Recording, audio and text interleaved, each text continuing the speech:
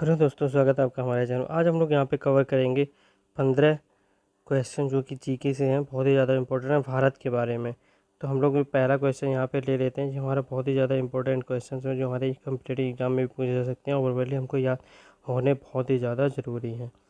ठीक है, तो इससे पहला क्वेश्चन लेते हैं कि क्वेश्चन नंबर 1 हमारा आ गया, राष्ट्रीय ध्वज के तिरंगे का सफ़ेद पट्टी किस बात का संकेत है। राष्ट्रीय ध्वज जो हमारा होता है उसके तिरंगे की सफ़ेद पट्टी होती है किस बात का संकेत करती है। तो हमारे ऑप्शन जो इसमें दिए हैं, ए विकास और सत्य का, बी साहस और विकास का, ठीक है, सी शांति और सत्य का, और डी अन्य।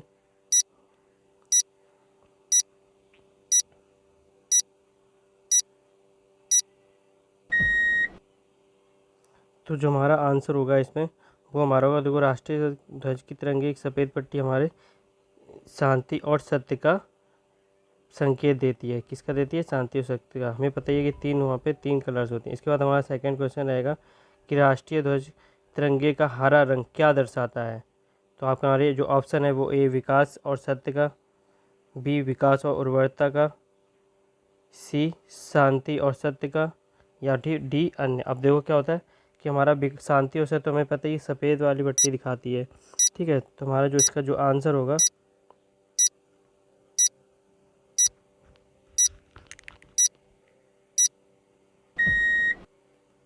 इसका जो आंसर होगा ए विकास और सत्य का प्रदेश, विकास और उर्वरता का को प्रदर्शित करती है। बी इसके नंबर बाद हमारा जो रहेगा, रहेगा इसका थर्ड आंसर रहेगा क्वेश्चन। बी थर्ड विकास और क्वेश्चन बता उर्वरता रहा को है, कह रहा है प्रदर्शित करती है। कि राष्ट्रीय ध्वज के तिरंगे में कितने तीलियां होती हैं। अब देखो, राष्ट्रीय ध्वज के तिरंगे में कितनी तीलियां होती हैं हमसे पूछा। पहला ऑप्शन दिया ए 22, बी ऑप्शन दिया 12, सी 24, डी 25। तो बहुत ही ज़्यादा सिंपल क्वेश्चन जी आपका है, राष्ट्रीय ध्वज के तिरंगे में कितनी तीलियां होती हैं।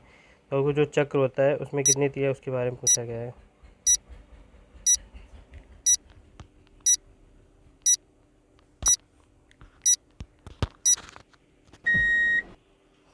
तो इसका जो हमारा आंसर रहेगा सी, राष्ट्रीय ध्वज के तिरंगे में 24 तीलियाँ होती हैं। ऐसा बोला जाता है कि जो 24 तीलियाँ वो हमारे 24 घंटे को दर्शाती हैं। इसी के साथ हमारा चौथा क्वेश्चन जो हमारा रहेगा, भारत की संविधान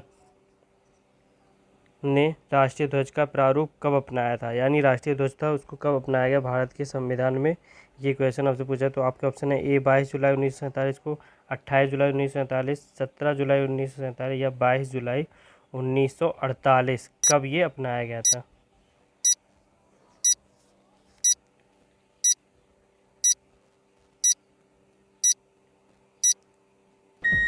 तो इसका जो सही आंसर आपका रहेगा वो रहेगा 22 जुलाई 1947 को राष्ट्रीय ध्वज को अपना लिया गया था भारत के संविधान में। ठीक है, इसके बाद हमारा नेक्स्ट क्वेश्चन रहेगा क्वेश्चन नंबर 5, भारत का राष्ट्रीय पेड़ क्या है। अब देखो, हर चीज़ राष्ट्रीय है तो भारत में राष्ट्रीय पेड़ भी बनाया गया। तो राष्ट्रीय पेड़ भारत का क्या है ये आपको बताना है। तो आपके ऑप्शन होंगे ए नीम, बी चंदन, सी बरगद, डी आपका रहेगा अशोक।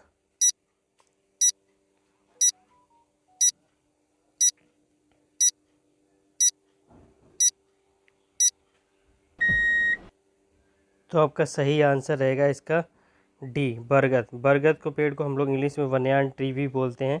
ठीक है, तो ये हमारा क्या है, राष्ट्रीय पेड़ या पेड़ है, और नेशनल ट्री भी इसे हम कहते हैं इंग्लिश में। तो हमारा नेशनल ट्री वनयान ट्री है। इसके बाद क्वेश्चन नंबर 6 है, भारत का राष्ट्रगान क्या है। अब देखो, जो हम लोग तो सब लोग भी मोस्टली जानते हो जो इंडिया में रहते होंगे, भारत का राष्ट्रगान क्या है। तो बहुत ही ज़्यादा सिंपल क्वेश्चन ये हमसे पूछा गया है, भारत का राष्ट्रगान क्या है। हमारे ऑप्शन भी दिए गए हैं। तो पहला वंदे मातरम, दूसरा जनगण मन, सी सारे जहाँ से अच्छा, या फिर डी एयर वी। अब इसका आंसर आपको बताना है।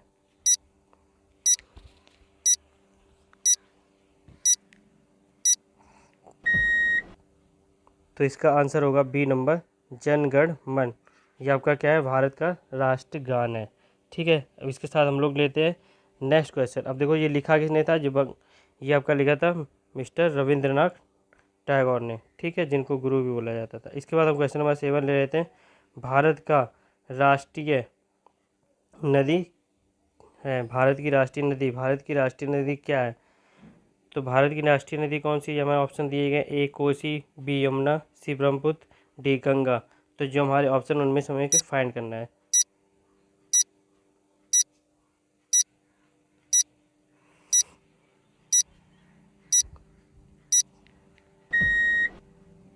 तो यहाँ पर जो हमारा आंसर रहेगा डी, गंगा। गंगा क्या है? गंगा नदी सबसे पुरानी, अगर नदी के बारे में पूछा जाए तो वो भी हमारी गंगा नदी ही है। और गंगा नदी सबसे ज़्यादा लंबी नदी के बारे में पूछे वो भी गंगा नदी आपकी है। क्वेश्चन नंबर 8, लंबाई का अनुपात कितना है? आपके ऑप्शन दिए गए हैं ए 3:4, बी 4:5, सी 6:5, डी 3:2। तो ये आपको इसके राष्ट्रीय ध्वज की लंबाई का अनुपात बताना है। तो बहुत ही ज़्यादा सिंपल ये क्वेश्चन है आपकी, क्योंकि जो आपका ध्वज होता है वो कितने, उसकी लंबाई का अनुपात क्या होना चाहिए और कितना दिया गया है।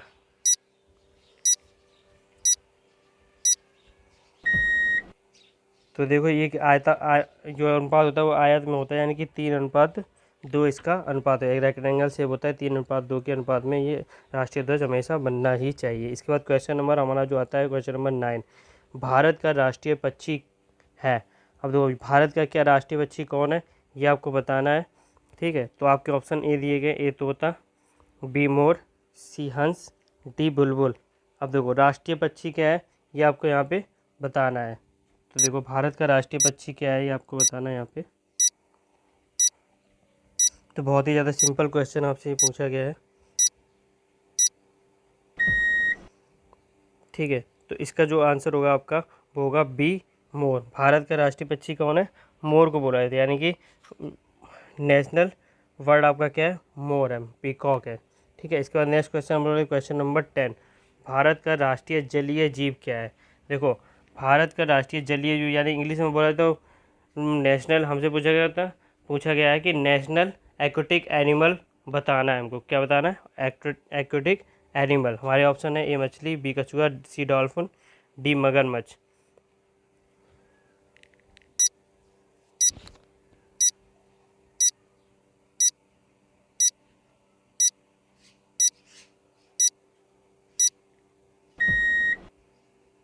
तो जो हमारा इसका आंसर होगा वो होगा सी डॉल्फिन। डॉल्फिन क्या हमारा एक्वेटिक एनिमल है, जो कि हमारे इंडिया का एक्वेटिक एनिमल बोला जाता है। ठीक है, इसके बाद नेक्स्ट क्वेश्चन हमारा है भारत का राष्ट्रीय पशु क्या है? अब हमारे ऑप्शन दिए गए, ए घोड़ा, बी बाघ, सी हाथी, डी गाय। तो हमें इसमें से भारत का राष्ट्रीय पशु बताना है, यानी कि नेशनल एनिमल ऑफ इंडिया बताना है।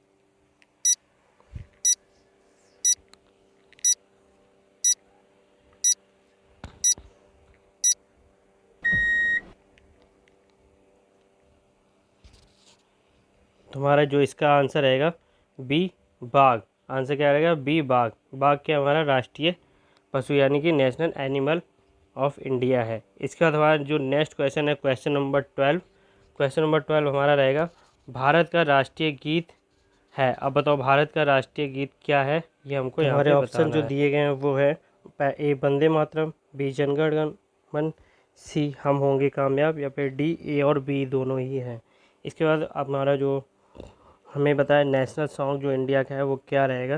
देखो नेशनल सॉन्ग और नेशनल एंथम दोनों के लिए हम लोग क्या होते हैं? सावधान अवस्था में खड़े होते हैं।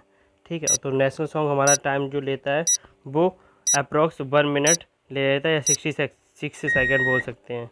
ठीक है, तो जो हमारा आंसर इसका जो होगा वो हमारा ए होगा, ए वंदे मातरम। वंदे मातरम पूरा सॉन्ग प्ले करने में हमारा 66 सेकेंड चला जाता है। नेक्स्ट क्वेश्चन हमारा क्वेश्चन नंबर 13, भारत का राष्ट्रीय फल क्या है? अब देखो इसका मैं आंसर बता रहा हूँ, भारत का राष्ट्रीय फल क्या है। ठीक है, तो हमारे ऑप्शन दिए गए, ए सेब, बी आम, सी अनानास, डी नारियल।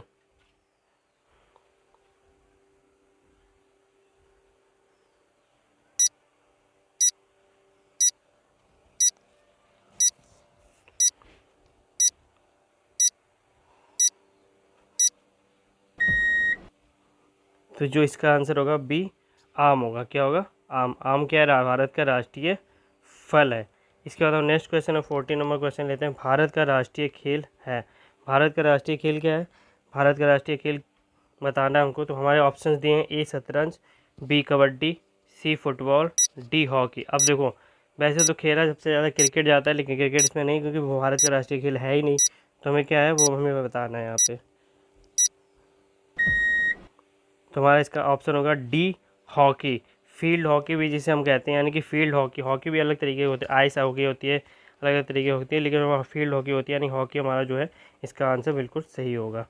इसका नेक्स्ट क्वेश्चन हमारा रहा है क्वेश्चन नंबर 15।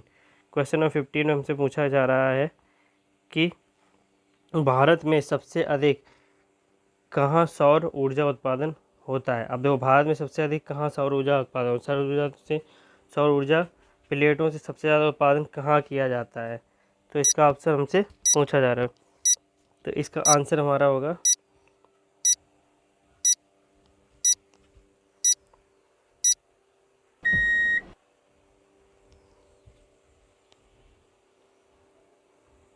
इसका हमारा आंसर रहेगा